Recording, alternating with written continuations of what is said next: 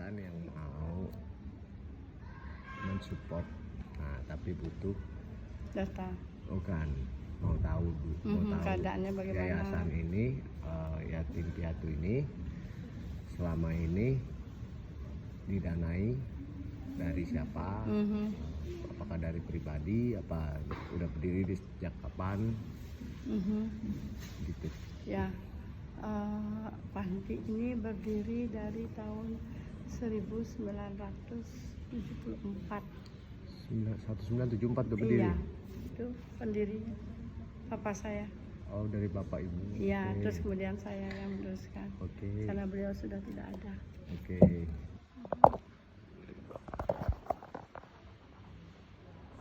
1974. Ya, Oke, terus dari awal berdirinya itu pakai gaji sendiri. Beliau Oke. pensiunan dari pendeta dari pendeta. tahun 73. Oke. Jadi karena pensiun dia sudah berjanji selama mulut masih bisa bicara, kaki masih bisa jalan, mau melayani. Nah, mendirikanlah dia panti asuhan ini Oke. dengan 2 anak dulu. Dua anak dulu. Ya, rumah itu yang di depan dipakai. Oke. Ya, terus kemudian ya pakai biaya pensiunnya. Oke. Dan pensiunnya, terus kemudian lama-lama ada gereja yang di Jalan Semeru dan Pasar, gereja Tionghoa. Oke. Itu hamba Tuhannya membantu sedikit-sedikit untuk Oke. biaya anak 2 itu. Oke. Lama-lama ya berkembang terus kemudian kami ini panti asuhan berdiri sendiri. Berdiri sendiri. Ya, tapi memang harus ada yayasan. Kalau tidak ada yayasan tidak bisa Ya. ada panti asuhan. Ya. Di yayasan kami namanya Yayasan Asih. Panti asuhannya Wisma Anak-anak Harapan. Itu pun sudah dapat izin operasional dari pusat dan provinsi dengan kabupaten. Itu sudah lengkap, mulai awal sudah ada. Sampai sekarang pun ada, masih ada. Kami yayasan kami tiap 3 tahun sekali harus memperbaharui.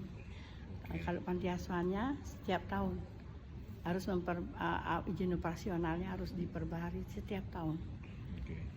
Nah, kami dari tahun 74 sampai sekarang ini kami tidak mempunyai sponsor atau tidak ada yang satu organisasi yang mensupport kami, tetapi dari orang-orang yang punya jiwa sosial datang ke sini membantu kami, bantu untuk untuk makan, untuk sekolah, untuk listrik yang kami butuhkan sampai sekarang.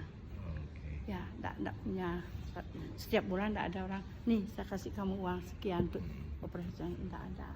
Jadi semua dari tamu-tamu yang datang ke sini, kami punya buku tamu, bisa dilihat ada yang kasih uang, ada yang kasih beras, ada yang kasih susu dan lain sebagainya. Sampai sekarang ini. Tuh. Nah, untuk harapan ibu nih, anak-anak yang ada di sini tuh membutuhkan apa sih gitu? Anak-anak di sini sih kami sering terbentur dengan uang sekolah. Uang sekolah. Ya, SPP kalau makan kan bisa kami ya paling sedikit ya ada sedikit ya kita beli. Paling enggak kami 7 hari itu pas dalam 7 hari pasti ada 1 kali lauk daging ayam, kadang sosis, bakso, tempe, tahu. Itu, tapi ya yang paling kan uang sekolah tidak bisa ditunda. Kami harus bayar uang sekolah setiap tanggal 5. Uang sekolah per itu bulan. rata-rata per bulannya berapa, Bu? Per bulan sekarang ini kami bayar 5.100.000 untuk SD yang swasta dengan SMP, SMA. Sama kami punya 2 anak universitas. Total 5.100.000. 5.100.000. Di luar dari uang sekolah gitu? Ya jelas untuk makan, sabun mandi, sabun sikat gigi dan lain sebagainya. Dan sekali-sekali pingin anak-anak jalan-jalan. Ya itu. Oke. Ini tahun ini bulan Juli ini sudah ada yang mau daftar, sudah 10 orang. 10 orang. Ya, Dari sekarang ini kami ada 56 anak sekarang 50. yang tamat SMA 2. Jadi dalam hal ini kami perlu tempat tidur, harus ada tempat tidur tambahan. Jadi kami punya kamar di belakang lagi 2 kosong, tapi plafonnya rusak. Ya kami harus perbaiki.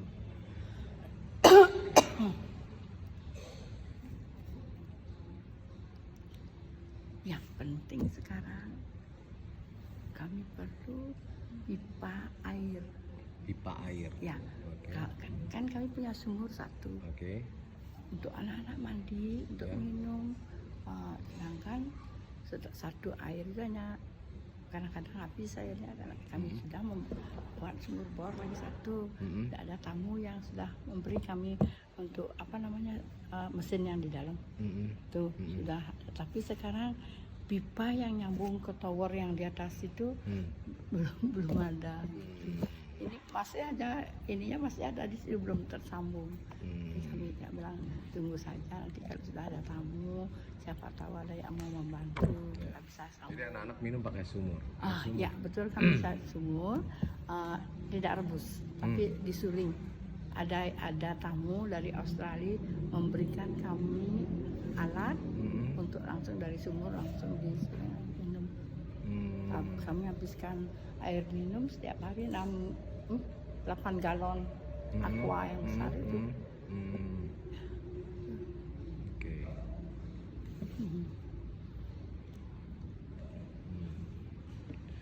Jadi mereka kalau habis sekolah pulang Kan makan, habis makan istirahat, lalu udah bangun kami kasih snack.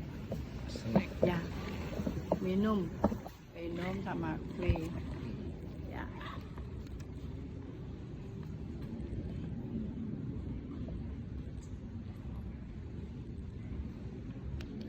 Kami punya masalah besar.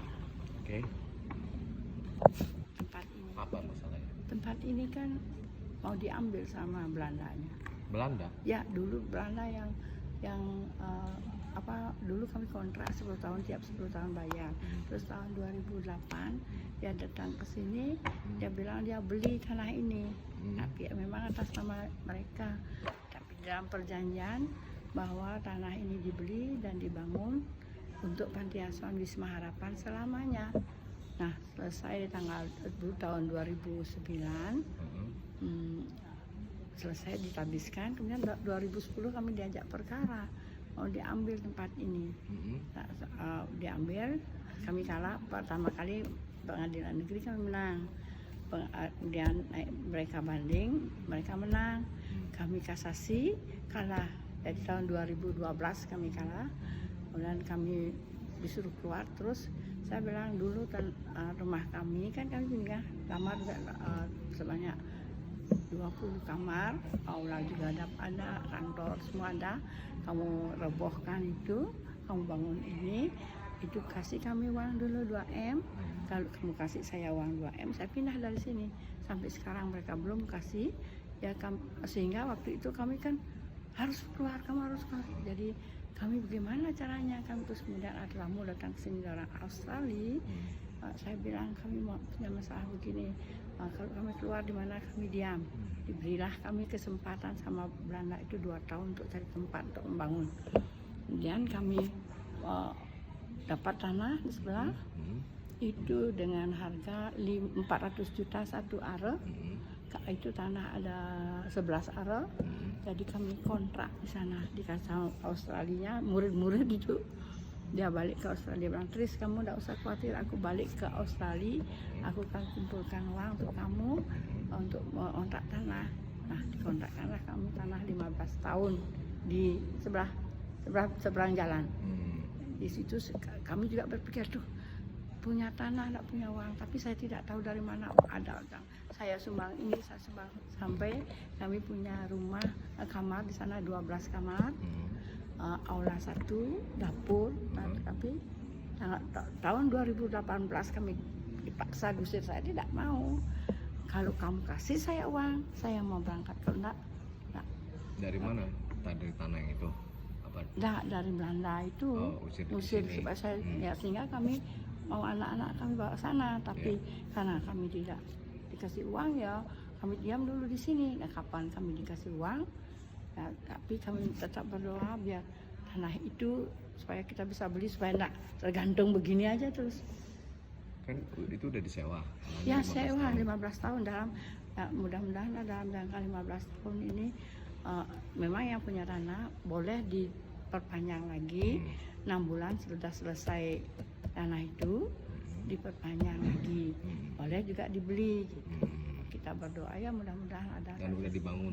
Udah dibangun, bangun sudah. Oh, Ya. siapa yang dibangun? Kami ya itu udah dapat, ada yang ngasih batako, ada yang ngasih tehel, ada yang macam-macam, sehingga berdirilah 15 kamar, 12 kamar, dapur, aula.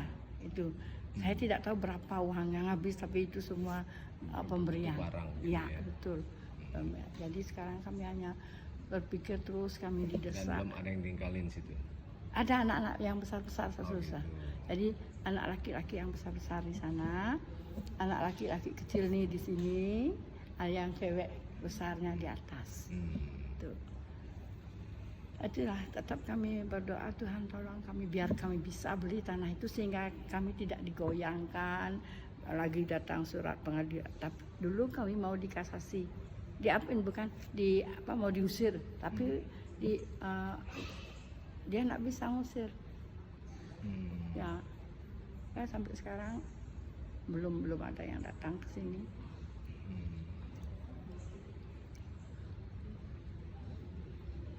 Dengan 12 kamar bisa di sana bisa menampung semua anak-anak di sini.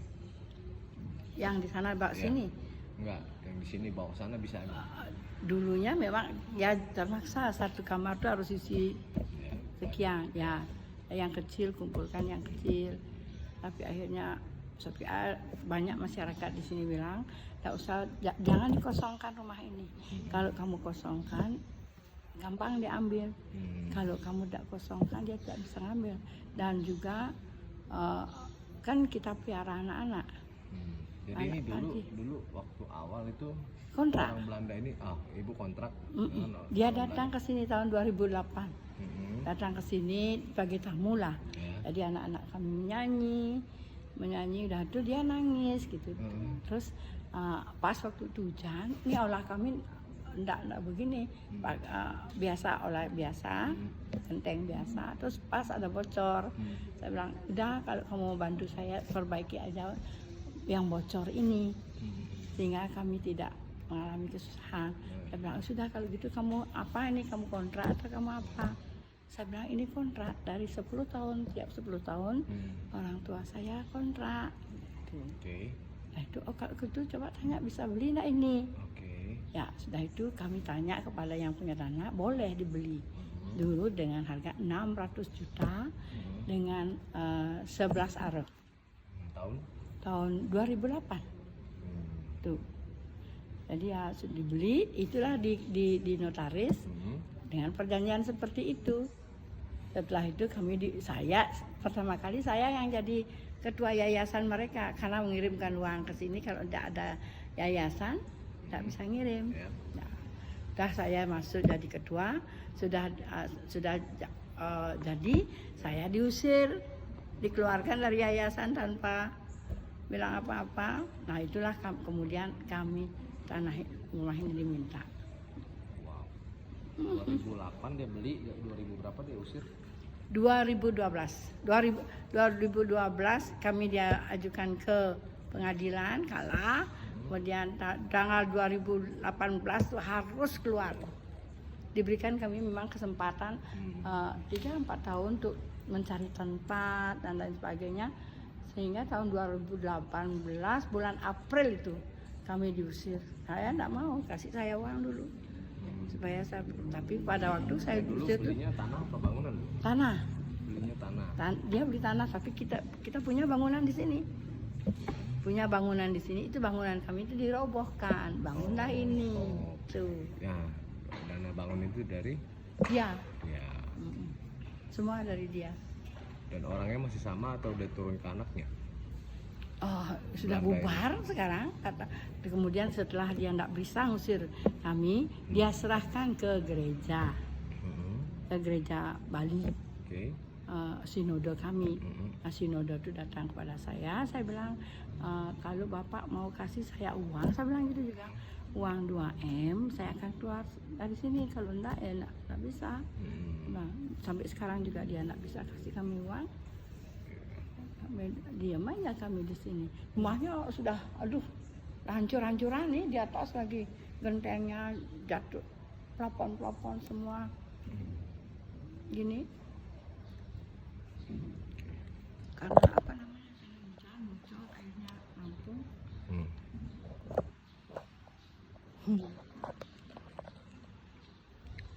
Ya, Oke, nanti aku coba. siapa tahu yayasannya bisa bantu berikan kami dalam jangka 15 tahun bisa kumpulkan uang. Dia minta satu waro itu 400. Sekarang harga tanah di sini, dulu sudah waktu zaman Covid itu bisa, kalau tanya uang itu bisa sebenarnya ditekan ya. Sekarang sudah mulai orang datang ya, tetap mereka kasih gitu. Mudah-mudahan Tuhan kasih jalan supaya kami nanti seandainya saya tidak ada, supaya tidak lagi diombang-ambingkan. Jadi anak saya yang meneruskan bisa tetap sudah pasti kita sudah punya gitu. Kasihan anak-anak. Oke.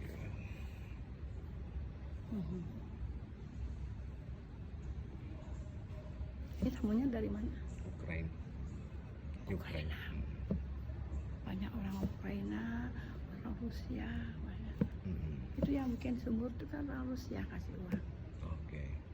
Uang kami 7,5 juta sama mesin langsung, tapi kami lupa minta pipa.